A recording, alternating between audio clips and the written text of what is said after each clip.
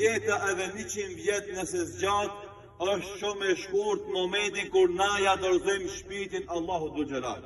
Andaj brenga kryesore e imja dhe e jotja duhet jetë këtë moment kur do na braktisin të gjithë, edhe ata që kur kanë qenë afër nesh të gjitha momentet e jetës sonë,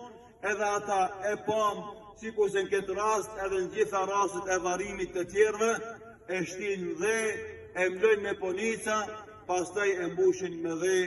rinë, bëjnë dua për të, që Allahu ta forcon në përgjigjet e sakta pyetjeve që i përshtrohen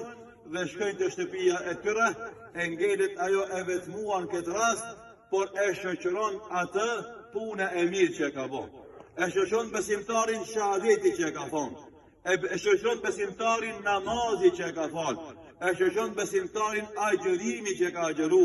haxhi që ka kry, sadakaja dhe zeqati që ka ndonë. Andaj, ne sot që jemi gjallë, kemi mundësi mi mbush ditët e jetës sonë me vepra të mira.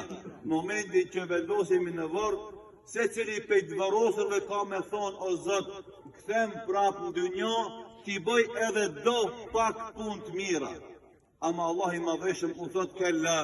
innaha kelimetun huwa qailuha, wa min waraihim barzakhun ila yawmi yub'athun. Është një fjali që çdo i vdekur e thot, mirë po ka një perde që nuk e lën më u kthi prapë. Pse e thej njerëzit këtë fjali,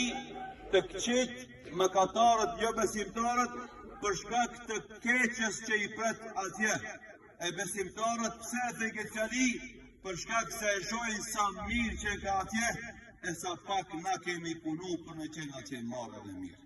Andaj të dashur vëllezër,